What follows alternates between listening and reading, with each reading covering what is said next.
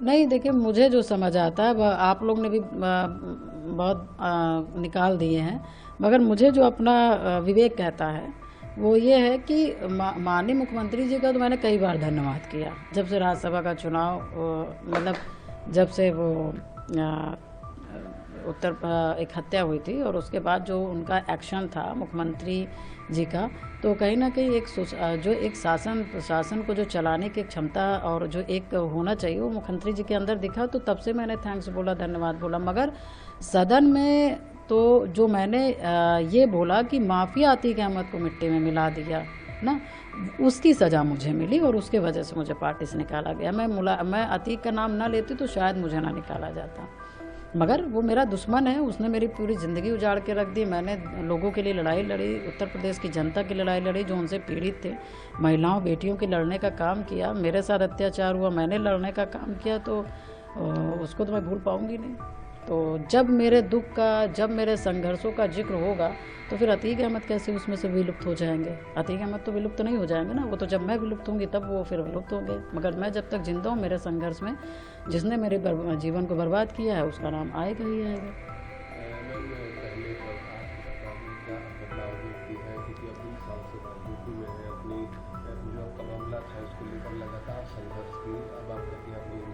देखिए बिल्कुल आपने सही प्रश्न किया।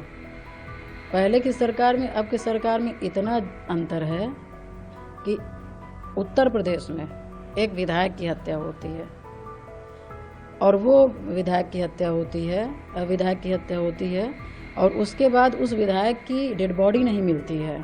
एक विधायक की डेड बॉडी को जला दी जाती है, फेंक दी जाती है। पता नहीं, ये लोकतंत्र की व्यवस्था आप देखिए कि उसके बाद फिर डेड बॉडी जला दी जाती है। उनकी माँ, उसकी पत्नी दिन रात गली गली घूम रहे हैं, शासन प्रशासन अधिकारी के दरवाजे खटखटा रहे हैं। उसके बाद भी मतलब कि अंतिम दर्शन करने का भी एक मौका नहीं दिया जा रहा है। और उसके बाद फिर क्या कहते हैं, जनता भी त्राहीमाम जनता भी जितना अपना आक्रोश दिखा सकती है कि सिर्फ राजू पाल को हमको एक बार दिखा दो। उसके जनता ने जो मतलब छोटे छोटे बच्चों के ऊपर लाठीचार्ज हुए, मारे गए, उनके आँख फूट गए, हाथ टूट गए, कई लड़कों के ऊपर गोली चला दी गई, वो ऑन द स्पॉट मर गए, मतलब ख़त्म हो गए, ट्रेनें रोक दी गई। जो भी जनता के जो भी आया मतलब एक हाहाकार हो गया।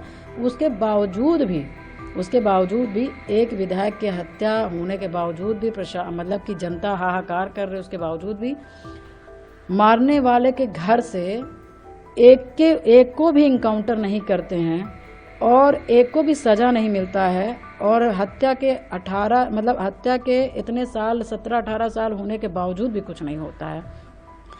ये पहले की सरकार थी। और आज की सरकार की मैं बात करूं तो एक नॉर्मल सा, एक कॉमन सा व्यक्ति मरा, उसकी हत्या होती है और हत्या होने के बाद फिर यही मुख्यमंत्री जी हैं जो उन्होंने एक जो मुख्यमंत्री जिस तरह से होने चाहिए, शासन प्रशासन में जो अपना एक पकड़ रखना चाहिए ना, एक सुशासन दिखाना चाहिए, उन्होंने एक नॉर्मल आदमी मरा, एक आदमी की हत्या हुई और उन्होंने जिन लोगों ने हत्या की थी, माफिया का बेटा था, माफिया का पुत्र था, उसके बावजूद भी कुछ भी ना सोचते हुए ना डरते हुए उन्होंने इतना बड़ा कदम लिया कि माफिया के लड़के का भी इनकाउंटर कराने का काम किया। तो ये परिवर्तन नहीं है, मैं मानती हूँ कि ये बहुत बड़ा परिवर्तन है। पहले की सरकारों में विधायक हत्या हो जाती थी तब एक्शन नहीं लिया जा सकता था। आज के डेट में एक नॉर्मल व्यक्ति की भी हत्या हो जाती है तो इनकाउंटर होता है, नहीं हो पाता है, नहीं पकड़ पाते तो हाफ इनकाउंटर होता है कि नहीं। और क्योंकि आप जिसने हत्या की, जिसने गोलियां चलाई, जिन्होंने मर्डर किया, उनको आप सजा नहीं दे पाएंगे तो कहीं ना कहीं उनका जब वह बल है, उनका जो मनोबल है वो बढ़ता है। वो एक कांड करने के बाद दूसरा कांड करने के बाद तीसरा कांड, क्योंकि उस कांड में वो सफल होते जाते हैं। और जैसे अपने अपने लोग अपने बिजनेस में सफल हो जाते हैं तो आदमी रुकता नहीं। इसी तरह से जो माफिया होते हैं, मर्डर करने के बाद इनको सजा नहीं मिलती है तो ये भी बढ़ते जाते हैं, ये भी अपने दुकान लगाते जाते हैं। तो मेरा अपना मानना है कि पहले की सरकार में आपकी सरकार में अंतर है अपराध को लेकर के। पहले की सरकार आप भी लगातार दिखाई गई है, तो उनसे आपने अपनी पीड़ा नहीं बताई, क्या आपने कोई कार्रवाई की बात नहीं की क्योंकि आप विधायक? देखिए सारी चीज़ें चलती रहीं, ऐसा नहीं कि सरकार को नहीं पता था या मुख्यमंत्री लोग को नहीं पता था या अधिकारी को नहीं पता था, या मैं कचहरी में मुकदमा लड़ी, मैं कोर्ट में, हाई कोर्ट में लड़ी, मैं सुप्रीम कोर्ट में लड़ी, मैं तीनों कोर्ट में मुकदमा लड़ी। और ये मान के आप चलिए कि कितना संघर्ष रहा होगा सुप्रीम कोर्ट तक का जाना।